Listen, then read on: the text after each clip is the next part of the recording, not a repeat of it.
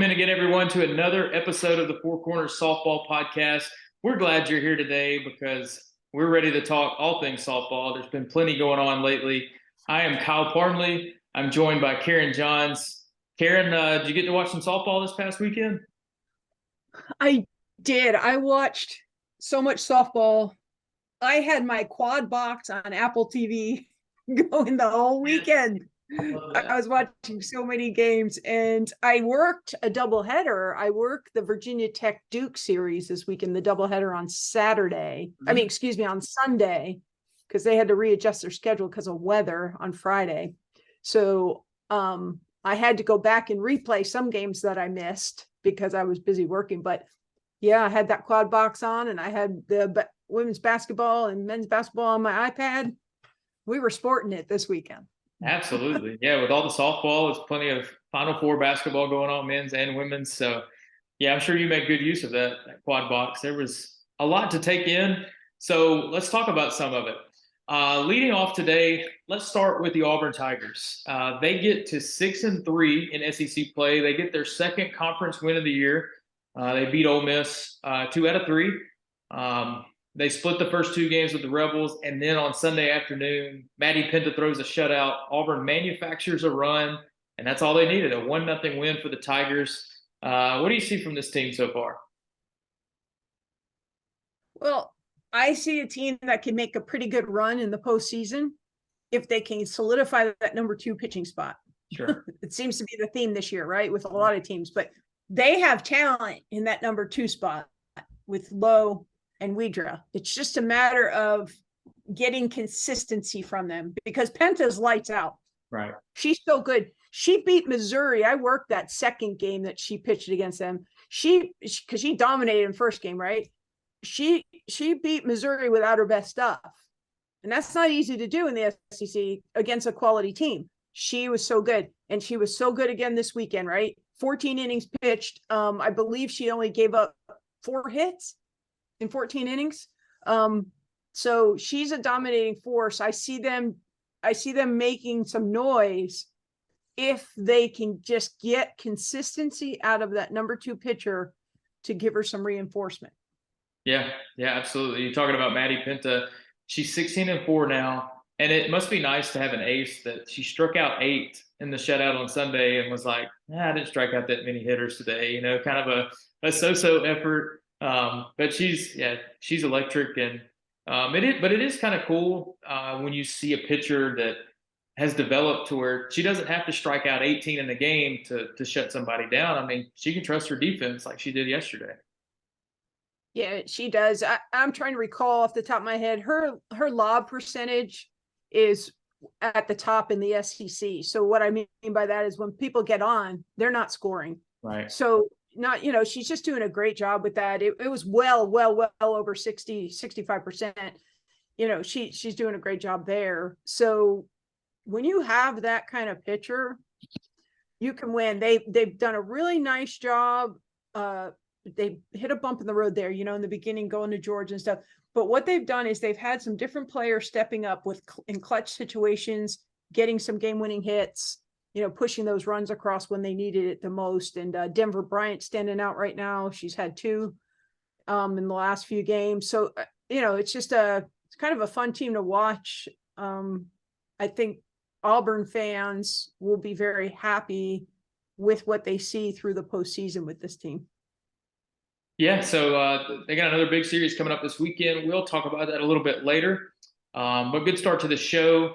I want to take this time to thank our friends at First Choice Properties for partnering with us on the Four Corners Pod this year.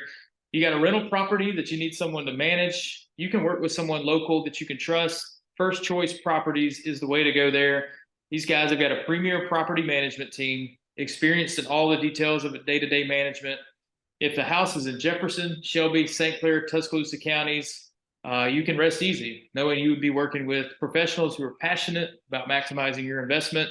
So check out Alabama's most trusted single-family property manager. That's First Choice Properties. You can find them at firstchoiceproperties.com. You can call them at 205-433-9811.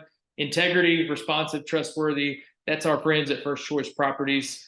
And at this time, Karen, let's get to our headline interview of the day. We've got Hewitt-Trussville High School head coach Taylor Burt joining us. I know this is going to be a great conversation. She's coaching now at a program that you are quite familiar with. So let's go talk to Taylor right now. Let's welcome in our next guest on the Four Corners Softball Podcast. Today, joining us, Hewitt-Trussville High School head coach Taylor Burt. Taylor, thanks so much for joining us today. How you doing? Hey, thank you guys for having me. I'm good. Back to reality today after a fun spring break, but I'm doing good. Yeah, Taylor's Huskies are fresh off a Gulf Coast Classic championship down in Gulf Shores last week. We'll be talking about that tournament a little bit later on in the show here. But Taylor's interview today is presented by Chris Mays. He's a Keller Williams realtor. All three of us have known Chris Mays for a long time. And he's quite a character, but something that we do know about him, he's motivated to buy and sell houses for you, and you can trust him. And I think it's safe to say his email address tells you everything you need to know about him. Big Chris gets it done at kw.com. If you think that's a joke, it's not. You should try to email Big Chris gets it done at kw.com, and you can find him there.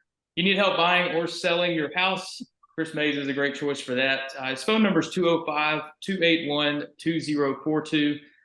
Chris Mays presenting the headline interview of the podcast today. So thankful to him for being a part. But Taylor, tell us a little bit about last week. You know, what'd you see from your team in Gulf Shores, and how do you think you guys are playing so far? I'm gonna be honest. Monday and Tuesday were ugly for us. We did not play well. I think the term we could probably use were struggle wins. Still wins, but did not play well, did not hit the ball well. Thankfully, our pitching really kept us in everything. Defense did a great job too. But then on Wednesday, we came out and bats finally got hot, and we came up in some big clutch situations. Pitching still continued to do really well. I think we played the cleanest defense that we have played all year long. So, we finally put the bats with it, and we're able to put together, 4 really good ball games to finish it out. I want to know about the progress of a lot of the younger players, maybe the bottom half of your lineup. Like everybody knew coming into this year that you'd have Hannah Dorsett at the top of the order, you'd have Sarah Phillips in the circle. But just looking at the team stats, I mean, there's so many young players that are seemingly finding their stride. Yeah, we have. So I'll be honest with you, our lineup has been a bit of a carousel. Like it's kind of just been who's hot at the moment, who's performing well at the moment. We've had so many kids come in and out, especially that, 6, 7, 8, that those 3 have kind of rotated around, and we've had different kids perform and produce at any moment. So, I mean, we have, several kids who nobody would probably recognize because they have not seen, a whole lot of varsity time, but they've done a really good job. I know Riley Wood has done really well in our 9-hole for us. She's a, sophomore that I don't know how many people would know this, came in for Hannah in the finals of the winners bracket last year when she got hurt, and as a 9th grader and really, really kind of saw what she could do then. She's just a dog. Like she's a gamer, and has done really well for us in that second base position, and played a little bit of outfield too. And then we have Lexi Kelly and Akila Honeycutt. Akila's hit some tanks. she's hit 4 home runs on the year, and every single one of them have went a long way. Mm-hmm.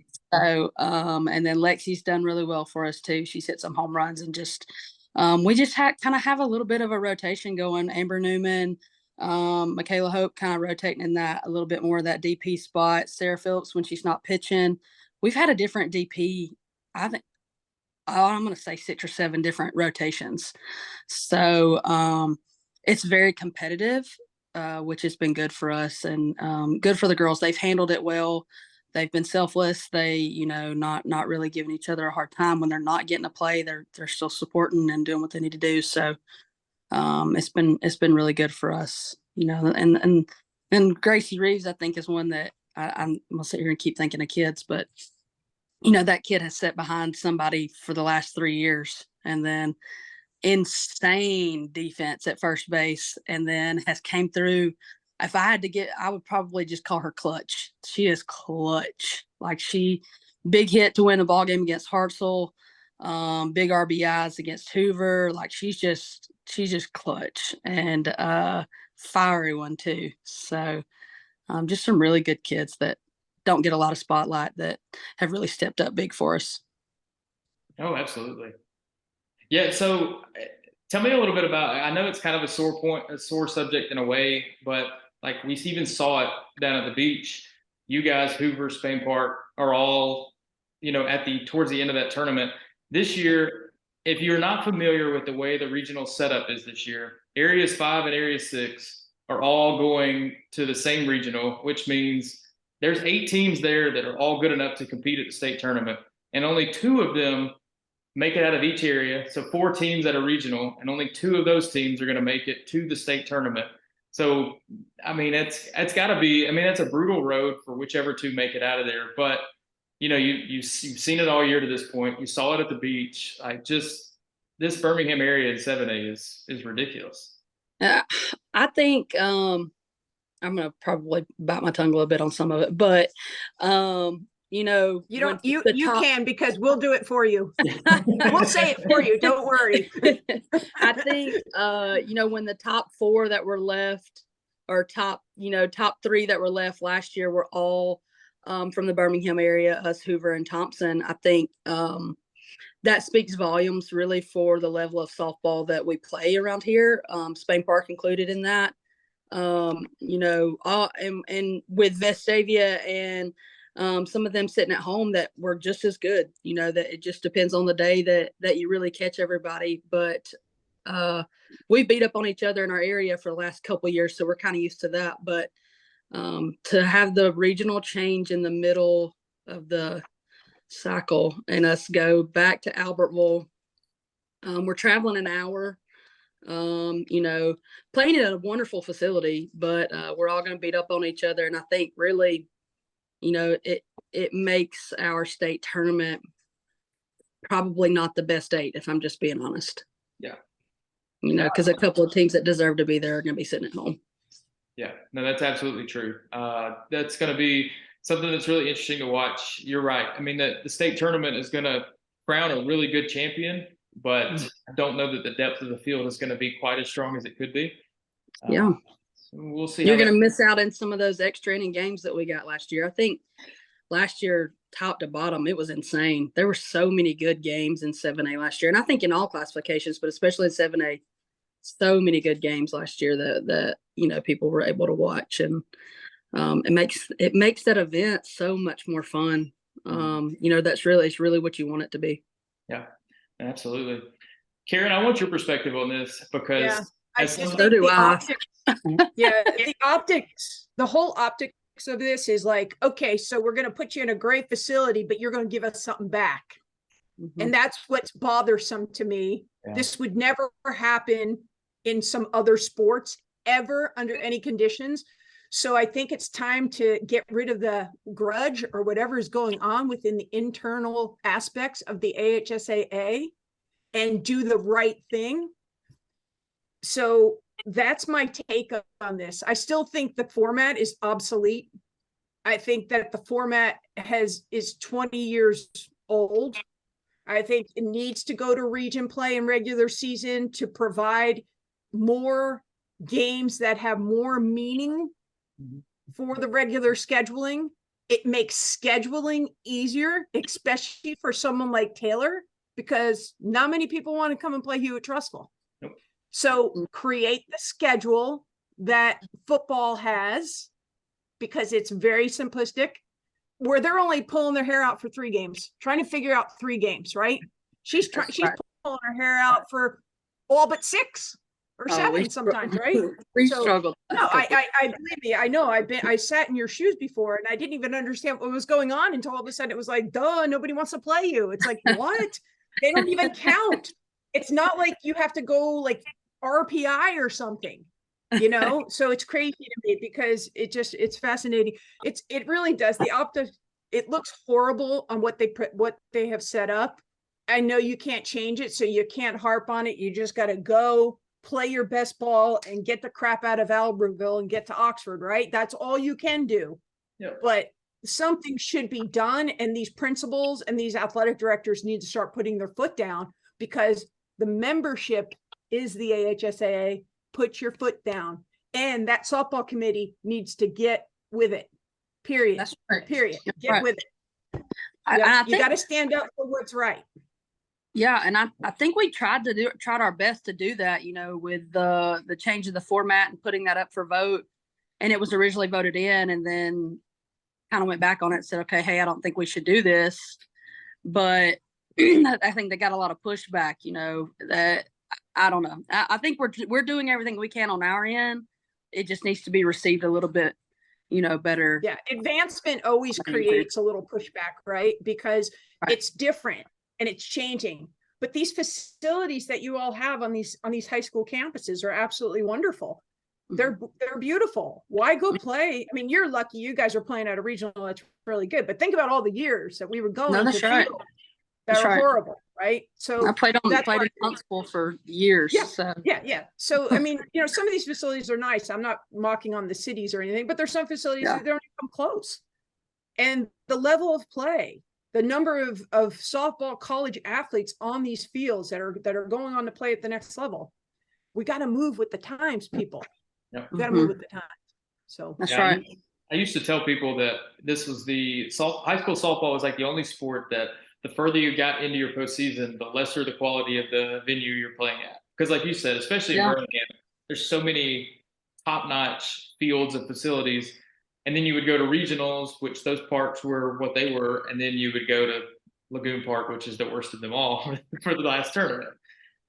So thankfully, we've gotten at least part of that changed a little bit to where Oxford is as good as it is. But you're right. I mean, even inevitably, when we moved from Lagoon to Choccolocca and Oxford, there were still some dissenting voices that now, a few years later, you look back and go, what in the world were you talking about? So you're right, Karen. It's always, we need people like you that are going to be like, hey, this isn't okay. Well, you got to do the right thing, right? I mean, we have to do the right thing. Taylor wouldn't be sitting in the seat she's sitting in. I wouldn't be getting to do the things I get to do if we just went along. Yeah. That's right. If we just ate it. You can't just keep eating what's not right. And you can't be afraid of that. You can't be afraid of that.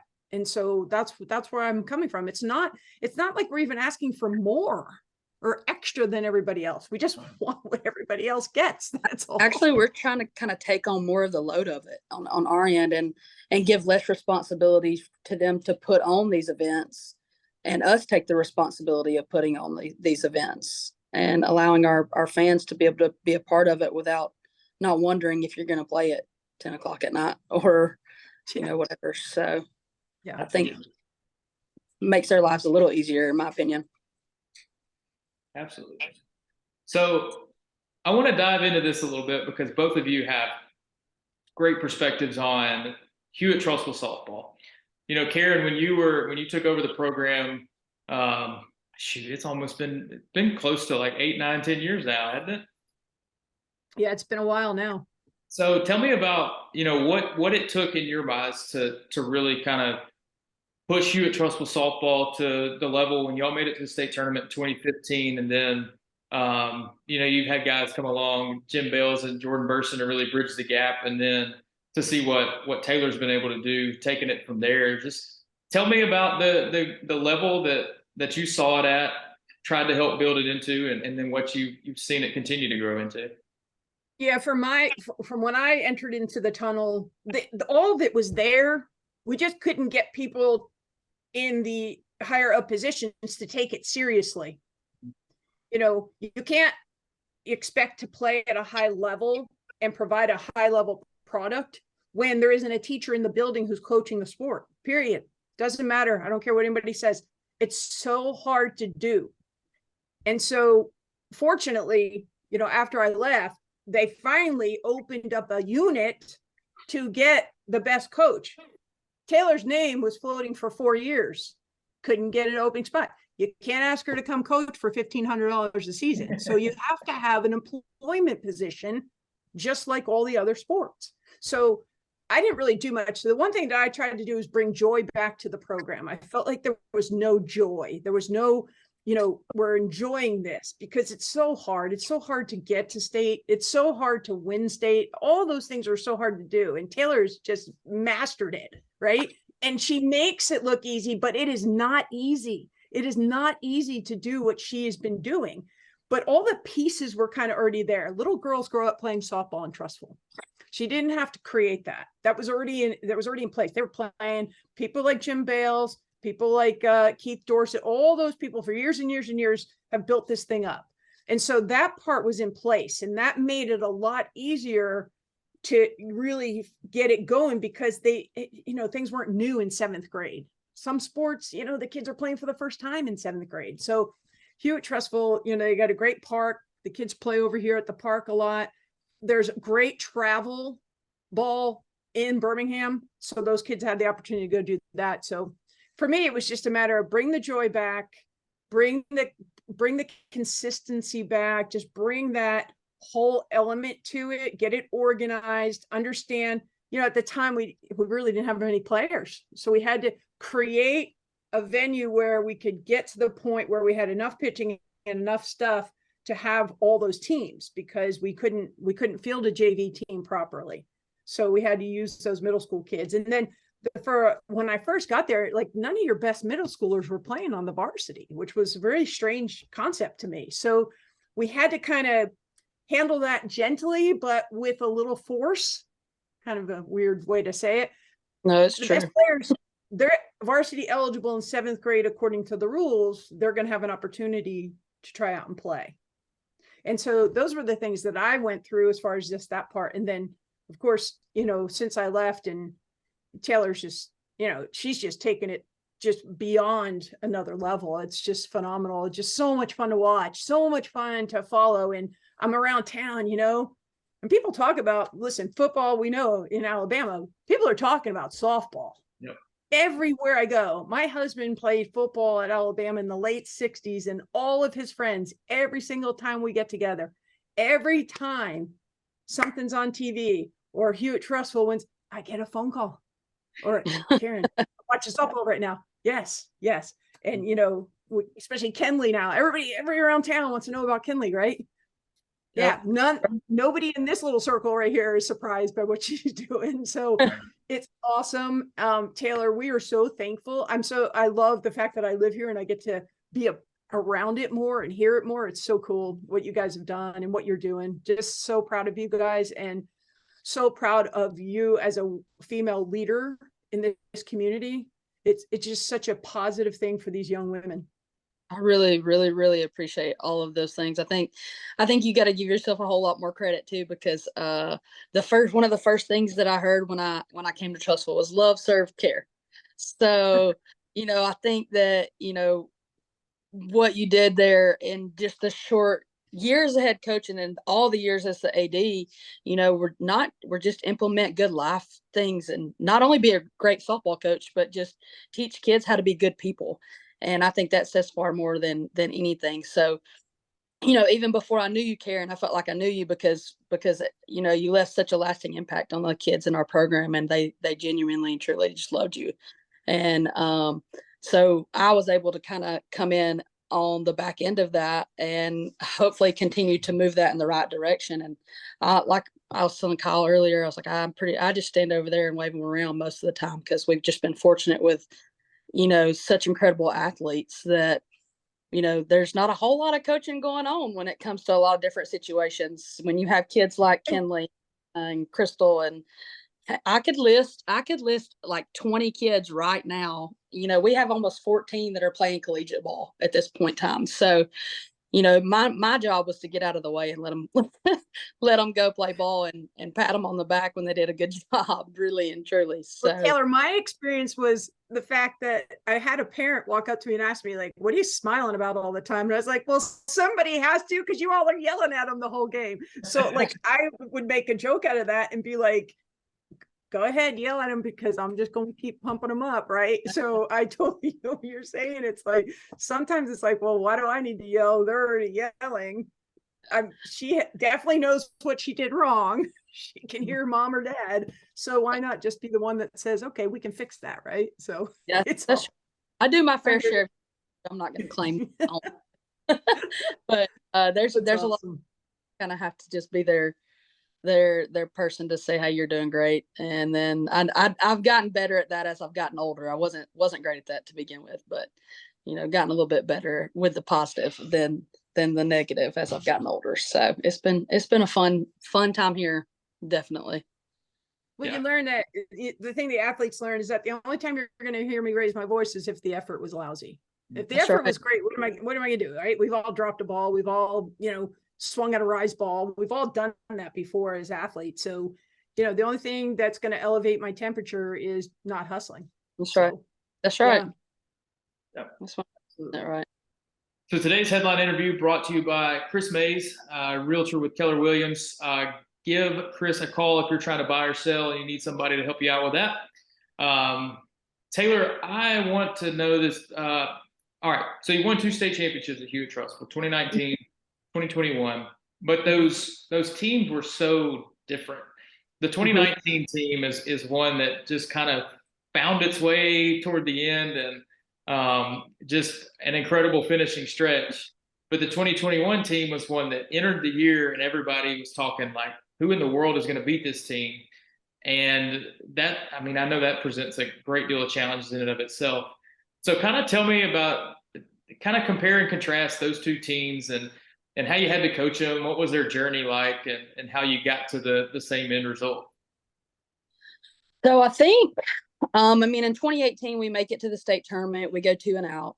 A little bit of a lack of experience, a little bit of overwhelm. Just, had a really good group of seniors that year. That I wish, I would have been able to have a couple more years before that, just because, Karen got to have them as they were young. They were young. They were probably freshmen at that point, but just a really good group of kids. And they kind of set the tone for us getting back to, at that point in time, Montgomery, and giving us a goal to look forward, to the next year. And that 19 group was, Molly Cobb, Hannah Dorsett, Hayden Nugent, those guys that just really, laid the foundation. And I mean, we lost 15 ball games that year. We were by no means going in the favorite and lost the game in the regional tournament. And that's I think I could write a book about that year, because like that's the year that we go into the regional tournament and we get some rain and we're kind of back and forth with HSA about playing it there. And like, hey, and CJ, I'll give CJ a shout out. Like her and I were like, hey, if we find somewhere else to play it, can we play it somewhere else? And then Griff at that point in time, and then even Coach Todd too. So like we were like, hey, if we find somewhere else to play it, can we wait and play it Monday? Because those fields were awful. Right. They're like, they finally kind of gave in, like, yeah, that's fine. So we go to Montevallo and play the regional, which I think really kind of helped encourage people to say, hey, like how awesome it is that they're playing at this facility. But I'm gonna be honest with you, without that delay, I don't know that we do what we did. Gave us a couple days to kind of reset, and came out and won an extra inning game, and then beat Thompson, and then went to Montgomery, and never having won a game in Montgomery, I think was the biggest hump. So we were like, hey, let's win one game. Let's win one game and let's see what happens from there, because like not trying to make it too big. Well, we come out and lose the first game against Fairhope, and a really tough game, left like 15 runners on or something silly like that. And then here comes, we start the game against Central and then another rain delay. So I think the theme of our postseason that year was rain delays. Mm-hmm. And every time we got one, it turned out well for us. So got the rain delay, came back the next day, finished the game, won our first game. And we were like, all right, hey, we're over that hump. And I think it was at that point that something just clicked for them. They were like, hey, we're capable of doing this. And I'm not sure, you kind of have to talk kids into it. And, they finally said, okay, like, hey, I think we're capable of this. And, that's the year that we played Spain Park 42 times and finally came back in the state tournament. Only beat them once, but it was the only time that mattered. And then another rain delay that night. and ended up beating Baker on the walk-off bomb. And it was just an insane time. Go to bed at 3:00, get up at 8 a.m., play a semifinal game, and then 2 championship games. And they just found a way to do it. Like it, and it was like you knew they were running on fumes, but they were just determined, and they were just, not going to let anything get in their way. And I think when the game was over, I'm not sure if Hannah Borden's tears, and Hannah, she's not a crier, but like, I'm not sure if her tears were from, joy, or if it was from the fact that, thank God this is over. I'm so tired. One of the two. But yeah, that was what started it. And then, I think in 2020, we came back with so much more experience. And if you ask me, I think we were probably better in 2020 than we were in 21. And then in 21, we had just powerhouse kids. Like the postseason awards that year, I think probably 4 or 5 of our kids were like first team. Like it was insane. And so that year it was just keeping them on track. And you didn't have to convince them they were good. My 19 group, it was like, hey, like we can do this. Like, why not? Why can we not do this and other people can? And I was like, it was always like, hey, let's be the first. Whatever it takes, let's be the first. And you think that we just ended up, in 21, it was more pressure filled because we were expected to win. And so it was just teaching them to handle the pressure, teaching them to handle the expectations, and not to let it get to them, and to really kind of ignore it and just go play ball, because when we played like we were supposed to play, there was nobody that was even close. So I think the difference was just being the first, and then knowing you're good enough, and going and doing it. I think it was more of a relief when we were finished in 21 than anything, because we did what we were supposed to do. So I think that's really the biggest difference between the two. Long-winded answer, but 19 was fun, and 21 was equally as fun, but you never forget the first, I don't think. No, you're absolutely right. I always think of the story of that 2019 team. I don't remember the number, but like you mentioned it, you lost the game at regionals and at state. So that's at least like 6 or 7 elimination game wins. Mm-hmm. Because you had one in the area tournament too, if I'm not mistaken, you had to win. Yes, we did. Yeah. So like that team just never would quit. And then, you mentioned the rain fiasco at regionals that year when I wasn't supposed to be in that coach's meeting, but I was in there anyway. So I can attest to all the things that were said in there. And then the player that always stands out to me from that team is obviously there's Hannah Bord. I mean, you guys are down to your last strike against Baker, and she hits a walk-off bomb to keep you alive. And then there's players like Kinley Cahalan, the middle schooler, steps up and 15 RBIs in the state tournament. You got KK Hughes that start of the year, this girl is like barely gets any varsity innings. She's just happy to be there. She's along for the ride. And by the time it's over, she's your number one arm. Like it's incredible the stuff that team was able to do. If you had told me that, Molly getting hurt there towards the end and not being able to play the postseason, one of our best bats, and at the point in time, our number one arm, we were kind of like, okay, well, this is definitely an uphill battle now. And KK, like, I don't know where she came from, like deep within her soul, she just found it, and just really, her and Hayden pretty much were a 1-2 punch and just carried us. And the amount that they both took on and were able to handle was just insane. It was so fun to watch. Kyle, I want to add a little behind the scenes on that. Yeah. Just before Taylor was getting hired, and everybody knew she was going to get the job there, KK came to the house and said she didn't know if she really wanted to play softball anymore. And she allowed me to share this story other times, so that's why I'm sharing it.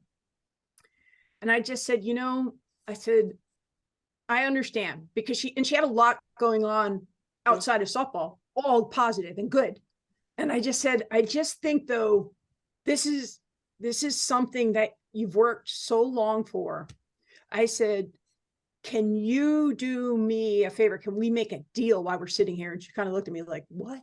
I was like, well, that's my jersey, and right, we're gonna make deals. I said, can you give it the fall? And if you hate it, you go tell your parents you're not going to do it anymore. But I really think, I don't know, I could be wrong. I really think it's going to be good. And she's like, I can do that. And I said, okay. Because I just knew from what I didn't know Taylor, but Dorset's and everybody else had told me so many good things. I was like, if she can get her hands on her, I don't know how much she's going to pitch for, but she can help her, right? She's lefty. She can give you something. I'm like, she's going to be able to get some ground ball out. She's going to be able to do something to help this team win. And in my mind, and man, I'm so thankful. I'm so thankful that she was mature enough to come have a conversation with somebody like, with me. Mm-hmm. And I'm so glad that she was mature enough to say, yeah, I can do that.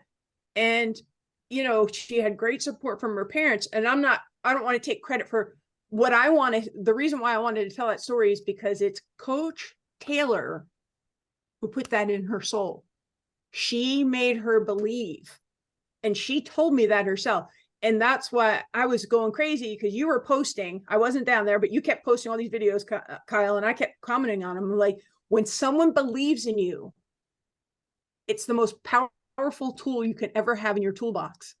And Taylor believed in her through all of it. And that's why she was able to do what she did at the end. And there's so much to that. There's so much to that. I completely agree. And I think that Gully has to get a lot of credit for that too, because Gully and KK had such a great relationship. And I know she had a similar conversation with her. And I think Gully pretty much was just like, hey, like, we're going to turn this around. Like, we're going to turn this around. Like, we're going to head in the right direction, and it's going to be a good year. And it was a while later before I found that out, but, Gully gets a lot of credit anyways, because she's been the ride or die of the Hewitt-Trussville softball program for going on like 13 years. Yeah. She's been the only constant that this program has probably ever known. But so she never gets enough credit. So I have to make sure that she understands how appreciated that she is, because all the girls absolutely love her, and KK was one of the people that just really thought the world of her and really trusted her and trusted the words that came from you. And thankfully she did, because the program would not have been where it's at today, Yeah, it's without awesome. In college, she's an AP teacher. That's right. She's teaching like several units of AP out there coaching all the time. I'm like, she deserves every credit everybody wants to give her, because I have seen those classroom teachers just in regular classes to be an AP teacher and all the stuff she has to do in the summertime. She's a freaking rock star, man. A good one too, a great one. I would probably say the best ones, in the state of Alabama, if not the best. So that's really cool. Yeah. No, awesome stuff there. All right, Taylor, tell everybody a little bit, take us back to the start and give us a little bit of your background and how you got to Hewitt-Trussville. Well, I think if I'm going to start, I think I have to kind of, shout out my dad, my mom, because I grew up in a family of coaches. My mom, just recently, just a couple weeks ago, stepped down from being the varsity cheer coach after, 29 years at Sandrock. And then my dad, was my varsity softball coach, kind of came to that by accident, but, and then was one of my assistant basketball coaches too. So I come from a family of coaches. And I think I'll be honest with you. I didn't want to coach softball. I wanted to coach basketball. I didn't care anything about coaching softball. I originally went to college to play basketball, and that's what I wanted to do, was coach basketball. And then the game just kind of started to grow, and it grew on me, and played collegiately at Gassa State and at AUM. And when I left there, I'll be honest, I wasn't sure it was still something that I really wanted to do. I knew I wanted to coach. I just didn't know, what avenue I wanted to take, whether it be collegiately or high school or whatever. And so just taking some time to myself to kind of figure that out when, I got the job at Fort Payne, and then spent 4 years at Fort Payne and coached some really amazing kids there. I I don't think it was necessarily my plan as much as it was God's plan, but I ended up, in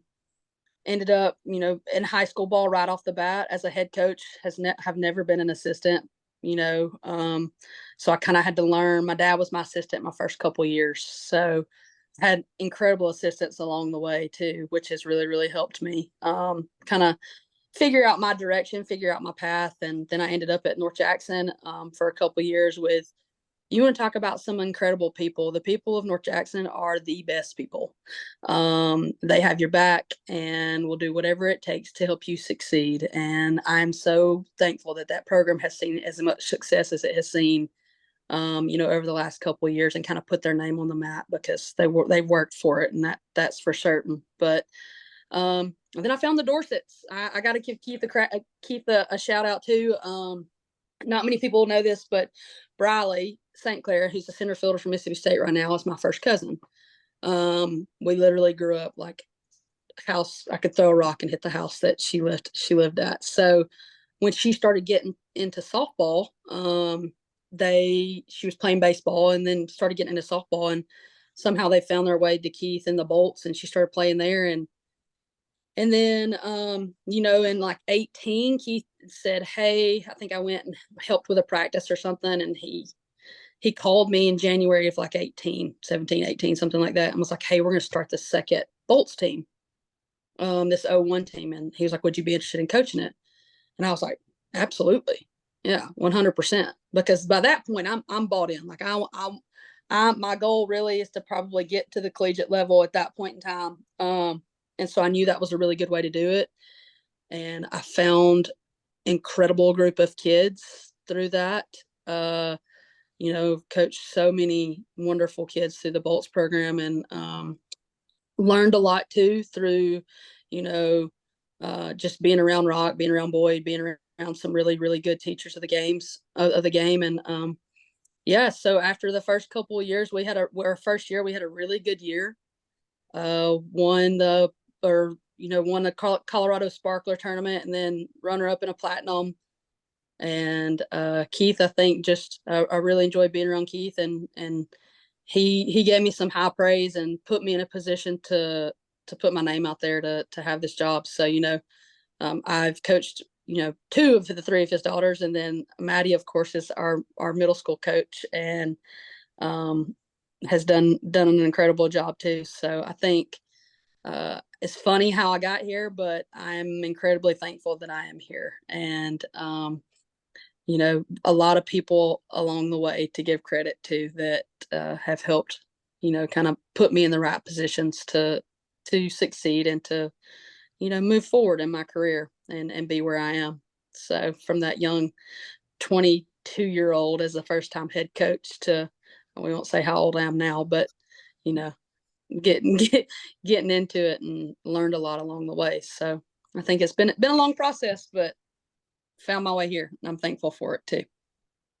Well, Kyle, two things. Greatness cannot be kept quiet. Mm-hmm. Say that all the time.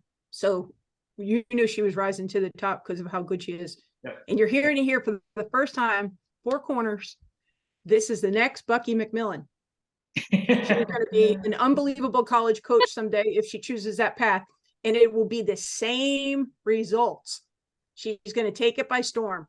And all you ADs out there who happen to click on this podcast, or somebody that is an AD, I'm just telling you right now, the next Bucky McMillan. I'm sure our AD loves that one too. No, I appreciate that, Karen. Like every time I talk to you, I feel great about myself when I leave the conversation, and I can't tell you enough how much how good that makes me feel. So I really appreciate it.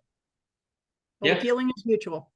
I don't think it's that far fetched either. I mean, we've seen Taylor and what she's done with this program the last few years, and it's been pretty cool.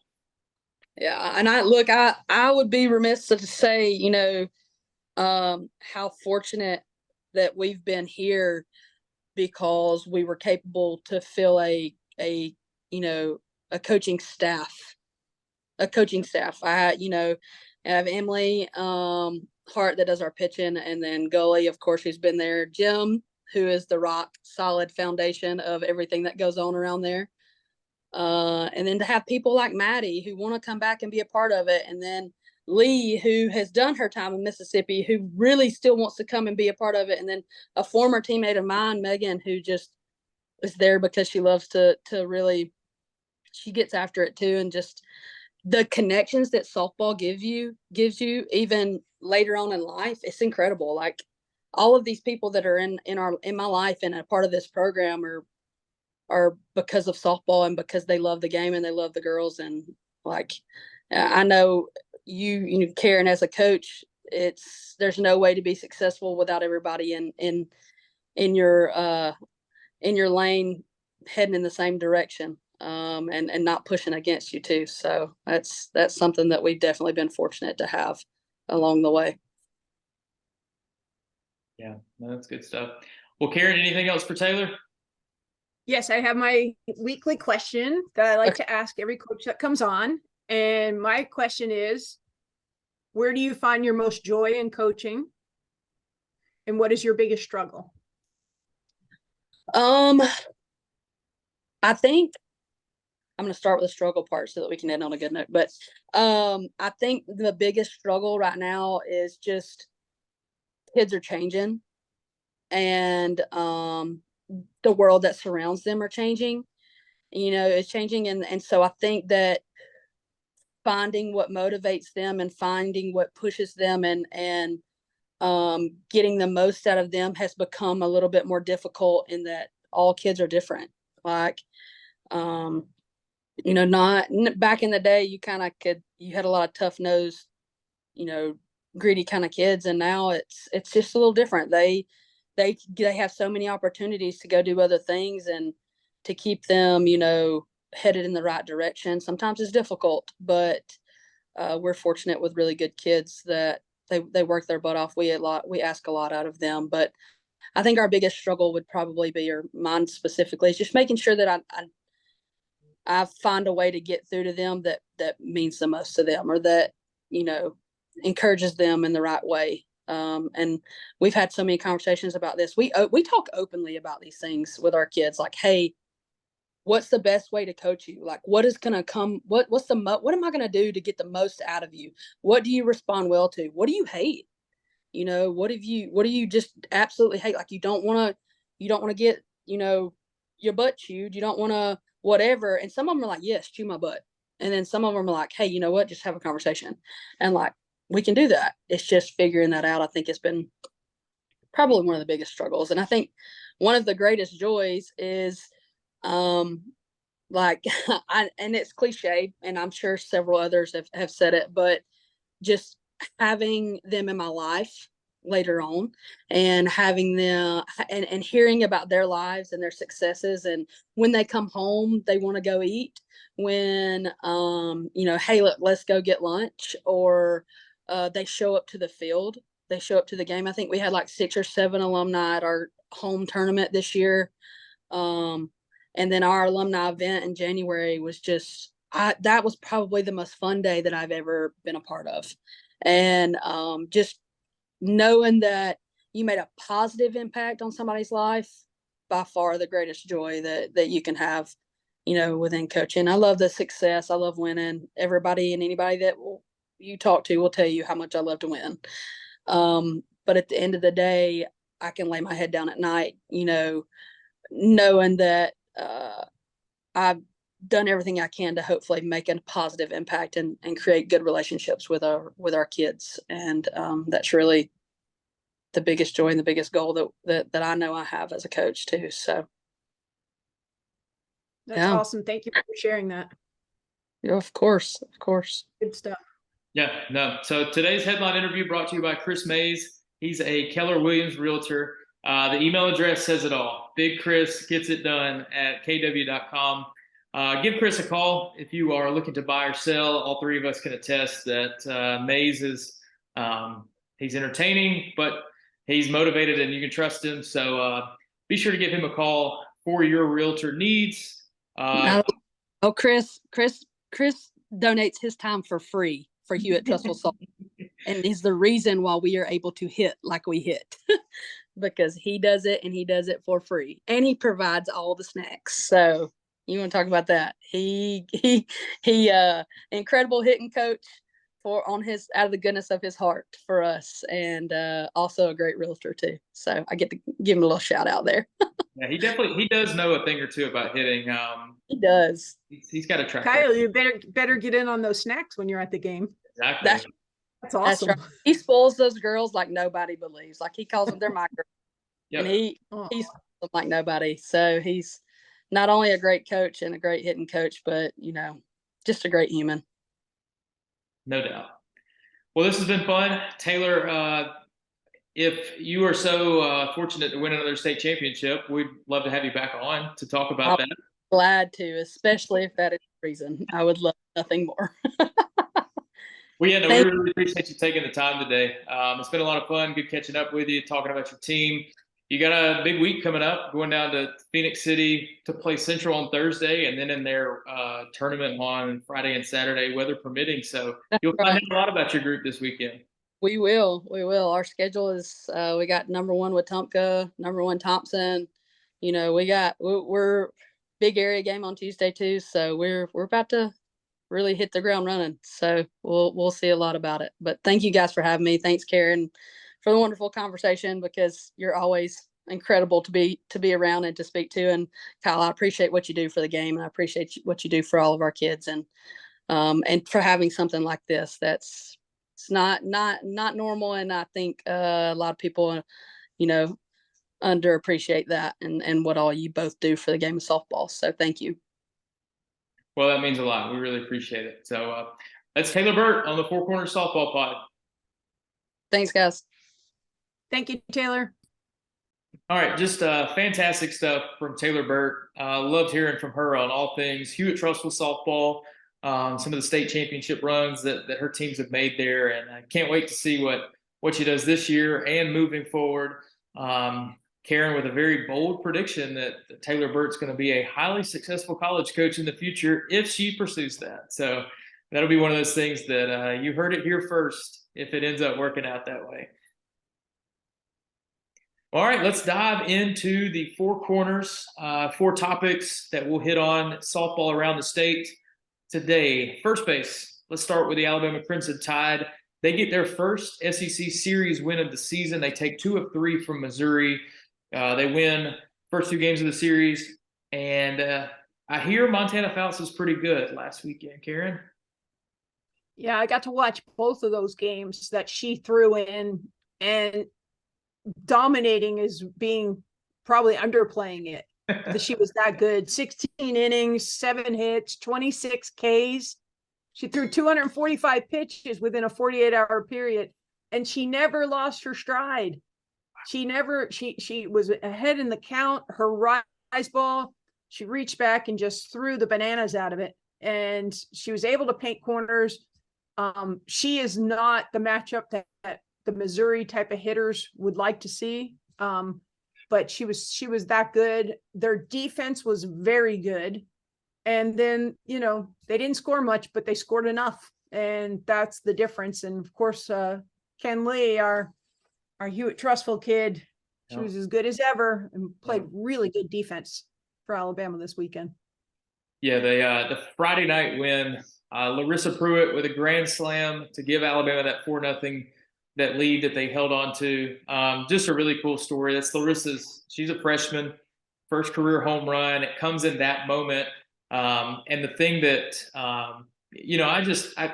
a lot of times when you see stuff like that, I flash back to the moments of knowing, you get to see a little bit of picture of how hard players like her have worked her entire life for a moment like that.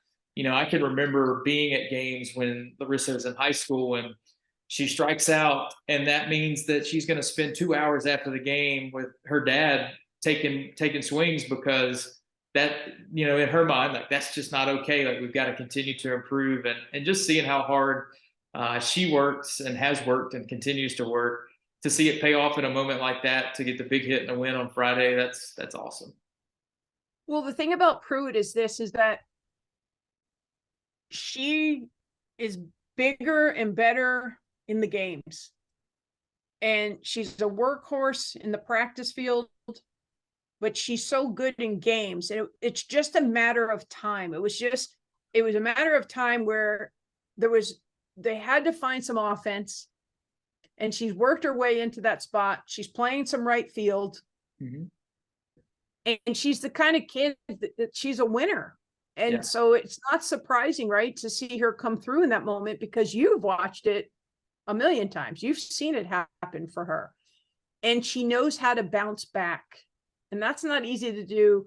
I think her and Kenley, the thing that's most impressive about them is that you're going to go through these little highs and lows throughout the game, but they manage that. You know, they might make an error. They might, strike out, but they come back and they have a better AB. Kenley had a really tough AB in that second game with a runner in scoring position, was a little anxious. But boy, when the game was on the line in that second game, she came through because she learned from that first time. And that's the thing that makes those two kids so good, is that they process the game really well. Yeah, absolutely. It's big contributions from freshmen. Montana Fouts dealing like always. A good series win for Alabama. Coming up this weekend, Alabama takes on South Carolina. Auburn faces Florida. Key series for both of these teams. What are keys for these teams this weekend? Well, for South Carolina, Alabama matchup, South Carolina is coming in off a huge high. Yeah. They had lost 20 straight SEC series before winning that series. And the last time that they won a series was back in 2019 when they played Alabama. And they won back-to-back against Auburn and Alabama. Yeah. So that was a huge step for them. I think what they're going to see in the South Carolina Gamecocks is a really scrappy team, a team that hits gaps. They have a lot of doubles this year. So the fans are going to see that. I think, Montana Fouts is always the equalizer when it comes to, these kind of games. But I think you're going to see a much, much improved South Carolina softball team. Yeah. And I also think that for Alabama, it's going to be the quality ABs. They've got to find ways to score runs. Montana was able to throw all those shutouts innings this weekend, but you can't always depend on that, right? So you got to be able to find ways to score runs. Goborn is a really good pitcher for South Carolina. She throws the ball extremely hard. So it's going to be a really good matchup. I hope the weather cooperates. And, Alabama's tough to play at Rhodes House. So I see them winning the series. Yeah. Any thoughts on Auburn and Florida? Yeah, Auburn, Florida. You got the best pitching, or one of the best pitching, not the best, but some of the best pitching against the best offense in Florida in the conference. And we all know, as softball and baseball lovers, I'll take the pitching any day of the week. So I feel like, Auburn going on the road is going to be a huge challenge. The Gators are very difficult. But I give the nod to Auburn in this series. Awesome. So it should be two good weekend series there. Let's move on to second base, because there are so many Division I programs in this state that are just killing it right now. I'm going to just run down a list of what some of these teams have going on. Let's start with UAB. They beat North Texas in a series for the first time in 5 years, and they're now third in Conference USA in A.J. Daugherty's first year there. You take a look at somebody like Samford. They're 4-2 in conference play. They're starting to show some good signs after a really tough non-conference schedule. I mean, Jacksonville State, 9-0 in ASUN play after they swept North Florida last weekend, and a couple of one-run games over the weekend that were a lot of fun to see the highlights of. Troy and South Alabama, conference sweeps in the Sun Belt. Both of them are in the top four of the Sun Belt in a conference that's got a clear separation of those top four teams. Even Alabama State, 8-4 in the conference. So much good action in D1 around here. Yeah, the Sun Belt and ASUN are just going to be a dogfight this year, and it's going to be so much fun. But there were so many people I could have picked out, but I got my notes here, okay? And I've got my team this week that I'm really locked in on is South Alabama. I'm going to start with Lackey in the circle, okay? Olivia, her last 4 appearances, 0 runs in 21.2 innings. Wow. Okay. Unbelievable. Only 4 walks, 24 Ks. She's only given up 2 extra base hits that entire time. She's got 3 wins and a save. Okay. And by the way, she has a win over Auburn already this season. Yeah. But then there's 2 Alabama high school kids who are now not kids anymore because they're seniors. But Mackenzie Brasher, last 8 games, Kyle, 12 hits, 8 runs. She's hitting 414. Unbelievable. She has a couple bunt base hits, a few infield base hits because she's so fast. She's got 5 of 6 stolen bases. And then Victoria Ortiz, okay, another Alabama kid, last 8 games, 9 hits. Her OPS is 1.137 with 11 RBI. She has 9 hits. She's knocked in 11 runs with those 9 hits. And she's also scored 8 runs. And, you know, again, another testament to the state of Alabama and the level of club coaching and high school coaching that these women are performing at a super high level on very competitive softball teams. Absolutely. Now, it seems like the Jags are hot. Troy is right on their heels in the Sun Belt. That's going to be a lot of fun to watch. Even, look, D3, Birmingham Southern, they are 12-0 in SSA play. They swept Millsaps over the weekend. Amanda Locke's got them rolling too. So, man, just a lot of really good stuff going on right now.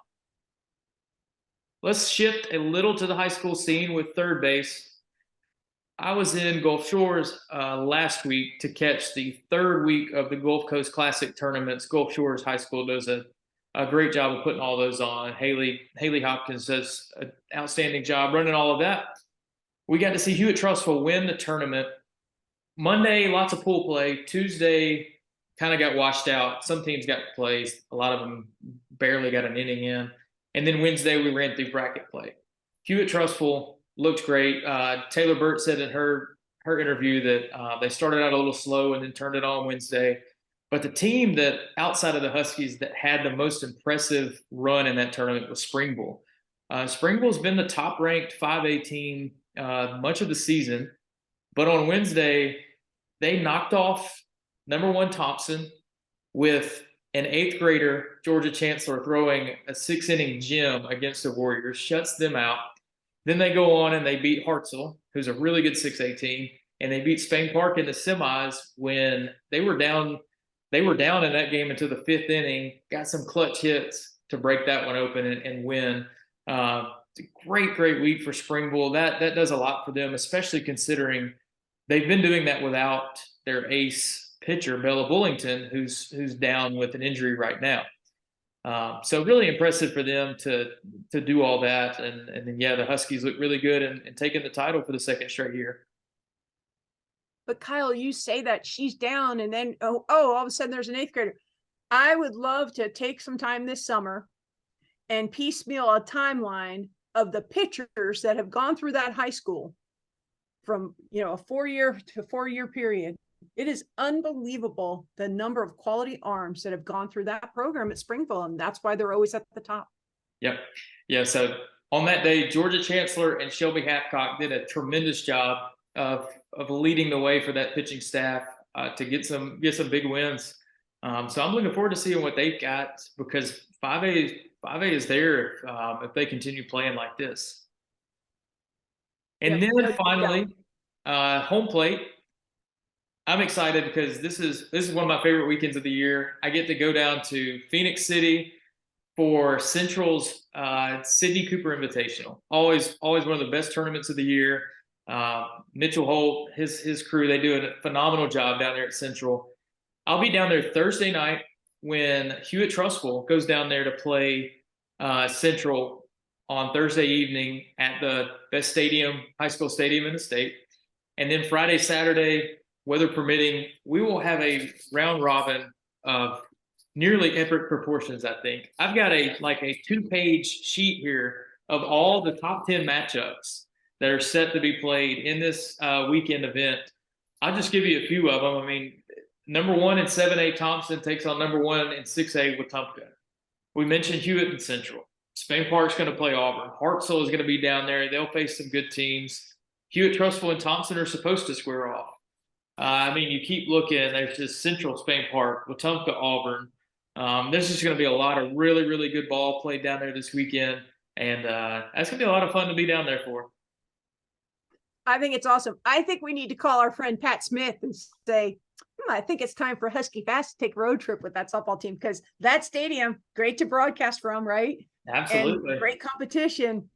I don't know. I think we need to reach out to him. Yeah, we definitely need to put the bug in his ear. That would be a lot of fun to watch. It's going to be a lot of fun to be down there covering it. So hopefully the weather cooperates, because, man, there's a lot of really good teams that are going to be down there. And, I was talking to Mitchell Holt earlier, and he was telling me, like, there's an argument to be made that a lot of these games are going to be state tournament level games. And so a great preview for what you could see then. It's a great opportunity to see where your team stacks up at this point in the season as well. Oh, yeah. Oh, yeah. Yeah, great measuring stick for these coaches to go home and take the practice and to the remainder of the schedule. Absolutely. All right. Well, so now that we've got four corners talked about, we've made a trip around the bases, I guess. I want to thank our guys at Scouttown Sports. Mark Purvis, Matt Jones, tremendous guys to work with. They've been really supportive of everything we've had going on here, and they got a big summer plan. They want you to be a part of it. If you play on a travel team, coach a travel team, they want you to be a part of what they've got going on. They've got 3 big tournaments this summer. The USA Scouttown National Showcase is May 26th through 28th in Montgomery. The USA Scouttown Showcase is June 30th through July 2nd in Birmingham. And then back to Montgomery for the USA Scouttown Capital City Showcase, July 28th through 30th. Pre-showcase exposure camps that are run by college coaches. Those coaches are also there recruiting the events. You've got 6-inning, no time limit games at all these events. Fantastic stuff to be a part of. Scouttown Sports on Facebook is where you find them. They're also online, scouttown.sportengine.com. So get connected with those guys. They know how to put on a good tournament, and I have no doubt that they'll do that again this summer. All right, Karen. Well, it's that time. Barry Brake. He's up to something. He's found somebody. Before we get into what he's talking about today, I want to ask. He mentioned something last week that we didn't have time to get to. He asked about the difference in bats from the quality of bats that you have now versus maybe stuff that you played with or have seen the evolution over the years. How have you seen the bat evolve over the last several years? Well, everybody has their own. Let's put it that way. Nobody has to carry the bat bag anymore. Yeah. And it evolved from a bottle bat, which what they called was the handle, and then the whole bat was wide. Yeah. And so there wasn't any end-loaded bats back in the day. The metal was metal. There was no synthetics or anything popped into those things. It was just a dead weight bomb bat, right? Mm-hmm. So the ball, and then you people don't appreciate it. Then you complicate it with a white ball with white seams. Yeah. And the polycore was totally different than it is now. So it was and you were 3 feet closer trying to hit off the pitcher, right? So it's a totally different game, but those bats are much better performing now. And so are the athletes. So I don't want it to make it sound like just the bats, because the athletes are so more prepared now, so much better, so much more athletic, so much more better training. But you went from basically what I call a lead pipe to a lot of springboard action in those barrels now. No, that's awesome. But anyways, here's what Barry's thinking today. Hey, Four Corner Softball Podcast back with Don Atkins. Don Atkins is the Alabama High School North Central District Director of Umpires, which basically is a title that means he gets to handle a lot of problems that come up. Today, we're going to mention and talk to you for a minute about the DP Flex. A lot of questions about this. A lot of coaches tend to get it mixed up. It seems like it's complicated, but it's really not a complicated rule. So Don, if you'll give us the basis of the DP flex, and then I'll ask you a question or two. DP flex, it's a way that Federation added in a rule so you actually can have extra players in the game, so you get more people playing for student athletes.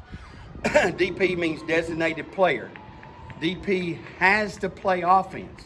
That's her requirement. So she's listed in one of the top 9 on the batting order. Always. That's her job. The flex is always listed in the 10th spot, and the flex has to play defense. That's the 2 basic rules. You got to have that on the lineup card when you come to the plate meeting, or you can't use it. You can't add it in later.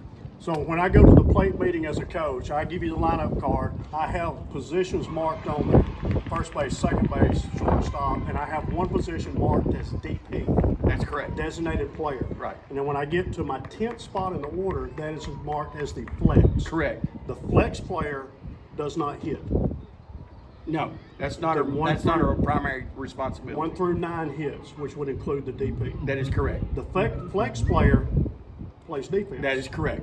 Okay, my question to you, a couple of questions. So on my lineup card I give you, I'm listing 10 players. Can I enter my flex into the game to hit in the DP spot? That is correct. That's the only place the flex can bat. Has the bat for the DP, which means the designated player, the DP, has to come out of the game because her job is to bat, play offense only. So that would be a sub for the DP. So I started with 10 players. Right. I entered my flex to the DP spot. Correct. I went to 9 players. That is correct. Can I ever go back to 10 players? Yes, you can. How? Well, when you put the flex back in the flex spot, in the 10th spot, and she's not batting, and the DP is batting, that's a re-entry for the designated player. So all starters have 1 entry. All players have 2. So when she comes out again, she's done. You got another sub you can put in for her. So I could use a sub early and bring her back late to save that entry into the game. Because once you've entered twice. Yeah, after that, you're done. That's correct. Okay. Can the DP and the flex play defense at the same time? Absolutely. So one could be my pitcher, one could be my first baseman. Absolutely. When I hand you the lineup card at the plate meeting and I have a DP flex listed, before the first pitch is ever thrown, can I enter the flex into the hitting lineup? Absolutely, and that is considered a sub at that point. That's considered a sub. Right. Now the question is, it's really not complicated if we think about it. 2 people share 1 spot. 1 hits, 1's defense. That's correct. But both of them can play defense at the same Okay. time. There's like 4 or 5, and I'm looking at this because I have to memorize it. There's 4 or 5 things you got to remember. If you don't violate these, you'll never mess it up. The DP has to play offense. That's her role. The flex has to play defense. That's her role. If they're not doing that, that means they're out of the game, so a sub is inserted somewhere. So the DP can go in and play defense, okay? But she's still batting, so she's not left the game. The flex, if she's gonna bat, she can only bat for the DP, okay? So you gotta remember those. So, and this is where I've seen coaches get messed up before.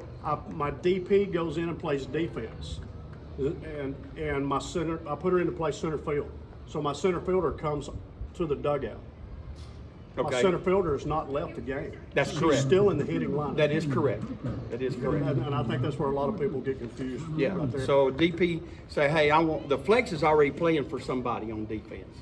So you can actually put that person back in to play defense, and you took your flex out of the game. Right. Does that make sense? That makes sense. Okay.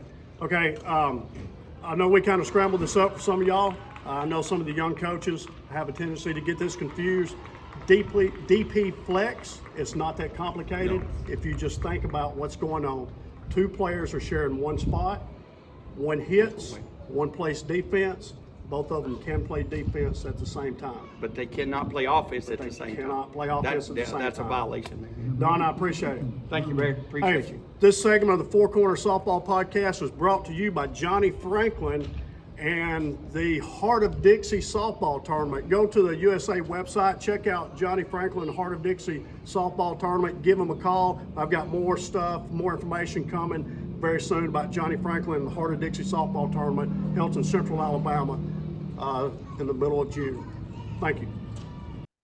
All right, always good to hear from Barry Brake. He's always filled with wisecracks and fun digs at me, as he should. Barry's one of a kind. So, all right, Karen, we've got one last thing before we go. We got to hit a team spotlight this week, and the team I'm going to let you guys get to know a little bit, the Leroy Bears, 1A high school team. If you've ever taken the long way to the beach, where you've taken Highway 43 all the way down to the coast, you'd pass Leroy High School. Now, you may not have realized it at the time, but you would pass Leroy High School. And I stopped in last week on my way home from the Gulf Coast tournament, got to hang out with all of them for a little while. Tabitha and Kenneth Baggett do a great job running that program at Leroy. As of now, they're number 2 in Class 1A. They've already gotten over 20 wins on the year. It was so much fun to just kind of drop into their community for a little while last week. You get so used to all the schools around here. You get used to the big city, the Hoover, Vestavia, Hewitt-Trussville. But to drop in at a small town like that, where the rhythm of life is just a little bit different, it was just so cool. I'm thankful to Kenneth for inviting me out there. Got to see Leroy notch a 12-0 win over Fruitdale. The players are, it's as good as you get. They've got a deep lineup that could potentially make some noise in 1A this year. And they've been a team that I've been hearing about for the last few years of like, hey, this team's pretty solid, and they just keep building on what they've got. They've got some experience. They got a lot of young players that are really contributing to what they've got going on. So it was a lot of fun for me to be down there. Hoping that they could make a run this year. I think they've won the Washington County tournament 15 years in a row or something. They run the show down there. So a lot of fun to hear from them, see them, hang out with them for a little bit, just kind of be in their world for a little while. I really appreciate them having me down. So the Leroy Bears, look out for them in 1A later this year. And notable alumni, AJ Darty. He's very proud of his hometown, so they still claim him. Absolutely. Yeah, folks need to give them a follow on Facebook. They have a great Facebook page. Absolutely, they do. So, well, all right, Karen, that was a loaded episode today. Lots of cool stuff. We got to hear from Taylor Burt. Just, a really good conversation with her. Lots of great ball last weekend. Some more coming up this weekend, and looking forward to seeing what else goes down. Yes. Have a great trip to Phoenix City. I'm loving every minute of it, and I look forward to talking next week to see what happens this weekend. Yes, absolutely. We want to thank all of you for watching and listening. If you see this, like it, subscribe on YouTube, share it to people that you think might be interested in softball in this great state. Any thoughts, comments, hit me up on Twitter at Kyle Parmley. So that's all for this episode 5 of the Four Corners Softball Podcast. See you next time.